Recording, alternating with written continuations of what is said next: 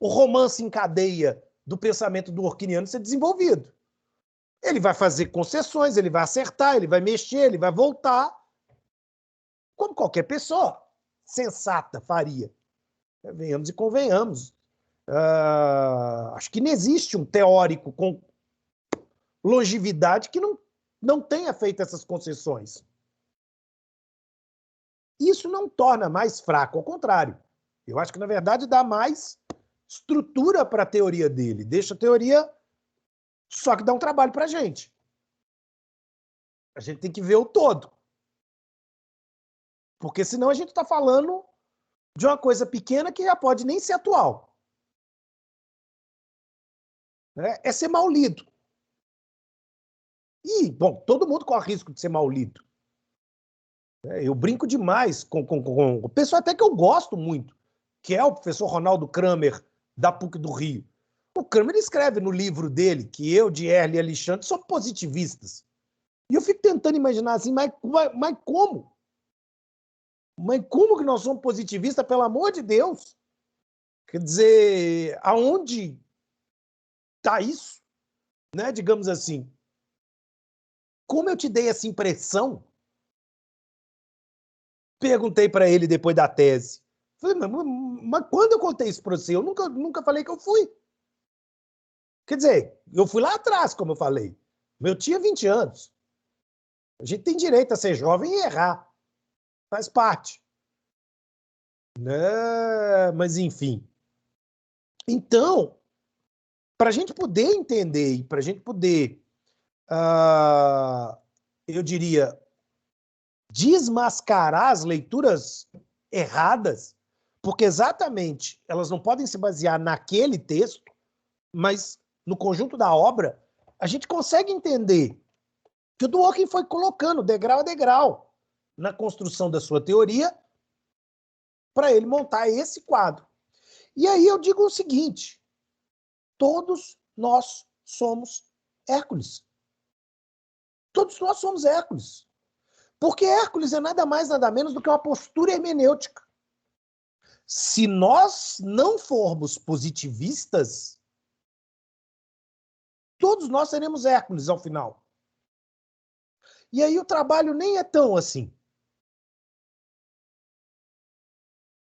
Mas não tem um método mágico que vai cair do céu, que vai resolver todos os problemas. Exatamente, é um esforço argumentativo de justificação. Aquilo que eu já falei, dar razões cansa. As pessoas te cobram e você tem que dar razões. Então isso é cansativo. E aí também é aquele negócio novamente, né? É fácil chamá-lo de qualquer outra coisa. Se a gente não assumir o desafio de ler tudo. Não sei se eu me fiz claro. Né? E aí a gente consegue compreender como é que ele vai construir a proposta de jurisdição da teoria dele. Quer dizer, eu acho essa metáfora do romance em cadeia, ao mesmo tempo, ela é capaz de explicar como os precedentes funcionam, como lê o professor Antônio Maués muito bem num texto dele, mas também mostra para nós como o próprio judiciário funciona. Né? Ele está traçando aqui as expectativas normativas de uma sociedade democrática. Ele não fala a palavra contraditório. Mas será que ela não está subjacente no jogo de linguagem que pressupõe o devido processo? Que pressupõe esse diálogo em que o juiz está sendo posto a xeque o tempo inteiro e ele tem que dar razões e ele tem que explicar de onde ele está tirando? Porque, apesar do nome não aparecer, Amanda, para mim isso tem toda a cara e cheiro de contraditório. Né? E aí eu acho que o Dworkin é talvez mais fiel a essa ideia do que até alguns autores brasileiros. Enfim. Né? Mas aí também aquela crítica. Então o Dworkin está falando do historicismo. Não, ele está falando de paradigma. Ele está falando que ninguém pula da história, gente. O homem, até para ir na Lua, ele carregou o paradigma para a Lua. Então, sabe assim, parece ingenuidade científica, né? De dizer assim, não, dá para fazer. Não, não dá, gente. Nós estamos limitados. Nós somos limitados. E isso é normal porque é humano. Aí a gente vai ter viés cognitivo, a gente vai ter limitação de horizonte, a gente vai ter preconceito e pré-compreensão, a gente vai ter tanta coisa. E como que, novamente, a gente soluciona isso? Com o debate com o outro. Isso é contraditório. Porque se esse debate se dá em isonomia, se esse debate se dá com pretensões de correção normativa, que é o que Dworkin chama de justiça, essa ideia de moralidade política, de atribuir a todos iguais respeito e consideração, se esse debate não abre espaço para discricionariedade,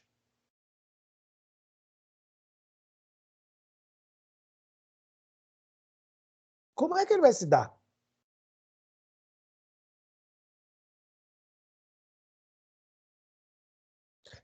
Eu tenho todo esse ambiente processual, eu tenho toda essa dinâmica processual lá.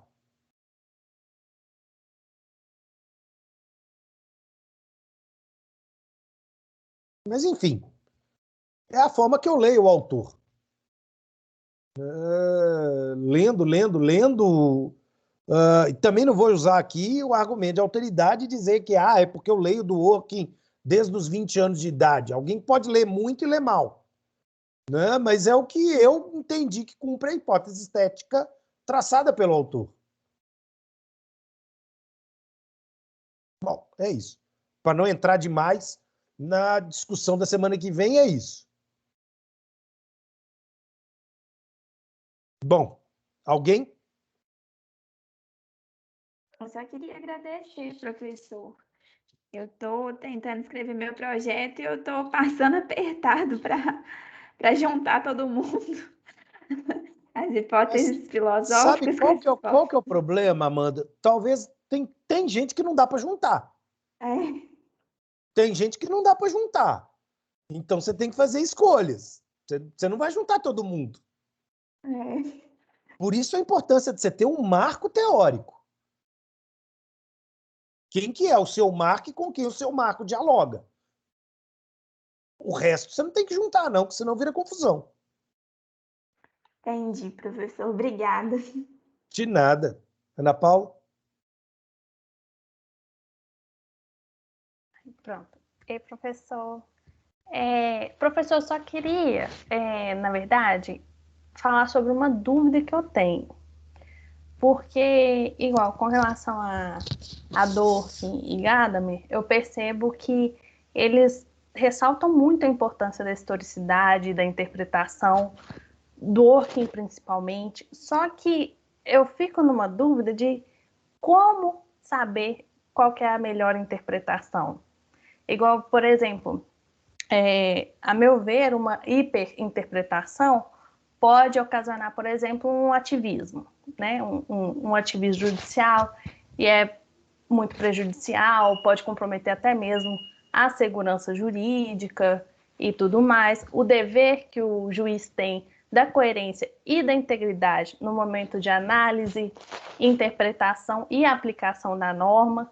Só que aí a minha dúvida principal é como eu vou saber que aquela decisão ali, aquela interpretação está sendo coerente e observando a integridade. O senhor entende o que... Eu Entendo. O grande ponto é, para que ela seja uma decisão que seja tomada pela integridade, ela, primeiro, ela tem que dialogar com essa história, né? Eventualmente, dialogar não significa se submeter, porque aí também é o ponto. Ou seja, o Dworkin fala nessa tradição como uma tradição crítica, que você é capaz de enxergar que houve erros. Né? Ele mesmo fala. O caso do Dred Scott decidido pela Suprema Corte, ele é absurdo. O caso Plessy versus Ferguson, que criou a doutrina dos separados mais iguais, ele é absurdo. Ponto. Não deveria realmente ter sido decidido isso. São decisões erradas. Às vezes a decisão correta ela só vai ser percebida como correta com distanciamento também. Às vezes a gente está tão enviesado que a gente acha que está fazendo um negócio tão bom que esse bom estoura na cara da gente alguma década para frente. Então, o tempo vai se encaminhar, digamos assim, de colocar as coisas nos eixos. Ah, mas por conta de um Geist hegeliano, de uma mão invisível? Não. É história mesmo. Né? Ela se resolve, de certa maneira. A percepção, e a única forma, então, da gente poder garantir que essa resposta correta está acontecendo é o esforço hermenêutico de mantê-la. Por esse sentido, eu discordo, por exemplo, do professor Lenny Streck, quando diz que o Dworkin é um substancialista, que Dworkin não concebe um procedimento por detrás. Não, ele concebe um procedimento hermenêutico. Há aqui um modus, que se esse modus, enquanto mais postura do que regra se fizer, a decisão vai ser uma decisão correta. Né? Qual é o grande problema? E aí talvez algumas críticas exageradas ao Dworkin. Porque o Dworkin sabe que se o juiz não assumir essa postura hermenêutica, não adianta todas as outras atuações processuais. Nós vamos perder. Nós vamos nulificar tudo, nós vamos matar o devido processo. Ele é enfático por conta disso. Né? É preciso essa consciência. Mas é uma consciência que, do mesmo modo, se dá em uma cooperação de trabalho, porque para as partes é mais fácil. É mais fácil se você for minha ex-adversa, numa peça eu virar para você e falar o seguinte: Ana Paula, você está enviesada. Ou, Ana Paula, isso é um argumento falacioso e estratégico, Ana Paula. Poxa, isso não é assim. Você está falando que há uma unanimidade no TJMG nessa decisão, mas peraí, ó, essa aqui é a decisão de ontem, trucando você. De maneira combativa, consegue frear o outro. Uhum. O juiz, a gente só vai ter a decisão no final. Então, ele tem essa preocupação de levar isso em consideração. Sim, Né? E eu fico com dúvida, professor, até mesmo levando em consideração o panprincipiologismo. Igual, sabe, quando eu paro assim, às vezes, para pensar, como que eu vou saber se a gente está realmente diante de um princípio ou se não é vamos dizer assim, um falso princípio que, na verdade, serve para justificar uma decisão, mas que não tem o viés mesmo de princípio, entende? Só no Justiça de Togas o Dworkin vai resolver esse mistério. Lá no ano 2000, ele vai virar e dizer o seguinte: Ana Paula, princípios são direitos fundamentais. Ponto. Nesse sentido, não existem princípios do direito civil, não existem princípios do direito penal, mas aí eu faço raiva nos civilistas. Existem princípios processuais, porque os meus princípios estão na Constituição. Contraditório, isonomia, ampla defesa, dever de fundamentação, os meus estão lá. Então a gente sabe, a gente conhece o nosso catálogo de direitos fundamentais. E é isso que vai impedir o panprincipiologismo, é isso que vai impedir o uso retórico dos princípios. Se a gente for capaz de perceber que princípios são direitos fundamentais, aí ok, aí isso tem todo sentido. Aí isso tem todo sentido. Vamos lembrar também só um detalhe, né, gente? Apesar do Dworkin não ter falado isso, quando ele fala em direitos fundamentais, ele não está falando do artigo 5º apenas. Ele não está falando dos direitos individuais. Os direitos fundamentais, eles têm mais dimensões que a gente precisa compreender. Né? Então, isso também é importante e precisa ser levado a sério. Nós estamos falando dos direitos políticos, nós estamos falando dos direitos sociais. Tudo isso entra no catálogo de direitos fundamentais. E aí nós somos capazes de identificar os nossos direitos fundamentais. E mais, Ana Paula, até quem nunca sentou num banco de faculdade de direito é. A mágica dos direitos fundamentais é que toda a sociedade sabe o que é liberdade de expressão, o que é propriedade. Então isso é importante. Essa é a barreira do panprincipiologismo. Se nós estivermos decidindo com base em direitos fundamentais e, claro, buscando na minha decisão sempre aplicar aquele direito fundamental de maneira isonômica, equânime, não com equidade, né, com fairness, atribuindo o mesmo respeito e a mesma liberdade subjetiva a cada um, a gente está construindo a decisão correta. Parece difícil, mas não é tanto, não. Não é tanto, não. Se a gente souber entender qual é o limite do direito, se a gente souber diferenciar o que é um direito fundamental do que é uma diretriz política, porque esse é o ponto importante, a diretriz política é uma meta. A diretriz política, ela é aqui uma política pública. Ela é um mecanismo de bem-estar. E, portanto, bem-estar, você causa bem-estar só para um grupo. Você não tem uma política pública para todos. Aí eu preciso lembrar que eu não posso, em nome de uma diretriz política, violar um direito fundamental. E aí é o jogo legislativo. Ou do controle de constitucionalidade. Né? Quando o Dworkin diz que a decisão do controle de constitucionalidade vai afastar uma política pública, uma diretriz política, se ela violar direitos fundamentais. Ela vai dizer, tinha até boa intenção, mas violou. Não dá para fazer. Não dá para fazer. E esse é a pega da decisão correta. Então, direitos fundamentais são direitos fundamentais. Eles são entendidos como conteúdos contramajoritários e que, por isso, também não podem ser objeto de negociação. Sabe aquela coisa do Barroso com a mutação constitucional da prisão em segunda instância? Não, agora a gente não precisa disso. Bom, quem diz? Quem diz que a gente não precisa? Quer dizer, se você está decidindo dessa forma, é porque realmente a gente continua precisando. Então, isso é muito sério. Né? O que julga-se com custo-benefício são diretrizes políticas, são políticas públicas. Princípios são de todos nós. Por isso que, no caso de Dornberg aqui, o Dworkin saca a discussão de provas ilícitas. Isso é um princípio. Isso é garantido e reconhecido. A gente tem uma história inteira institucional para discutir. E mesmo a União sabe que ela não pode violar uma prova para poder usar dela. Então, pronto.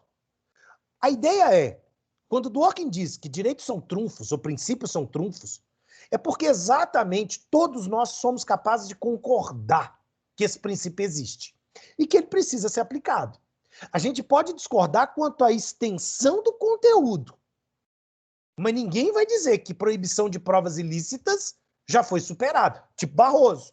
Ah, não, prisão em segunda instância não é mais importante. Não, pera. Como não? Como não? Sabe? Ou então algumas decisões do Gilmar, lá na década de 90, no sentido de apoiar, até de balancear celeridade e contraditório e coisas do gênero. Não, pera. Isso não é para ser discutido. Isso não é para ser discutido. Né? O grande desafio nosso é porque nós estamos acostumados com colisão. Nós estamos acostumados a ver choque nas coisas. E a gente precisa reaprender a não ver os choques. É um texto que eu fiz com o Lênio, que eu brinco, né? Que a gente tem que aprender com as narrativas das peças de teatro e com o cinema oriental, com o Quixotenketsu. É possível contar uma história que não tenha bandido e mocinho. E essa história é uma boa história, inclusive.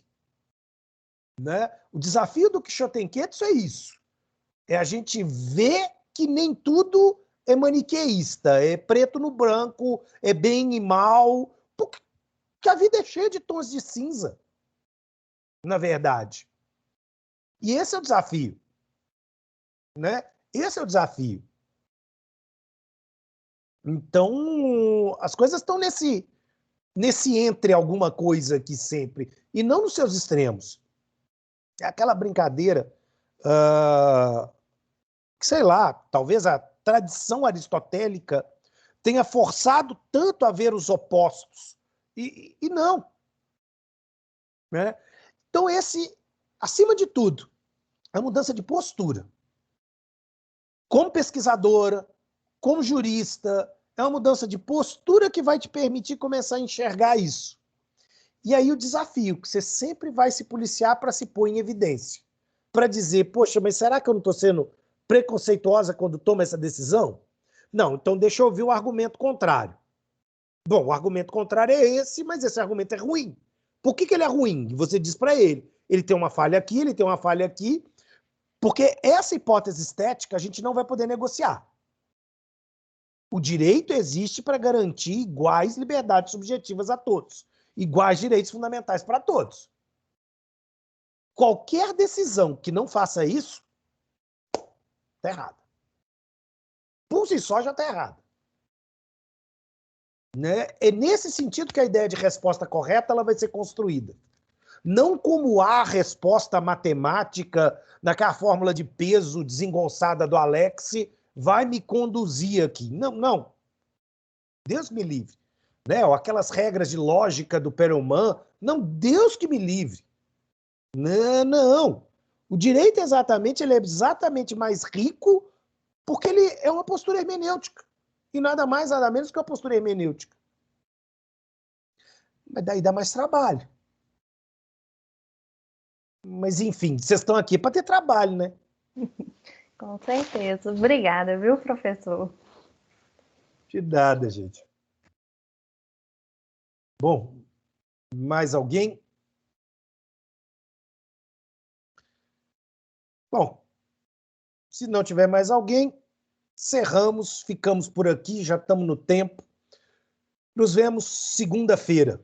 Né? Um grande abraço a todos e até a próxima aula. Boa tarde, até a próxima aula. Tchau. Tchau, gente. Tchau, boa tarde.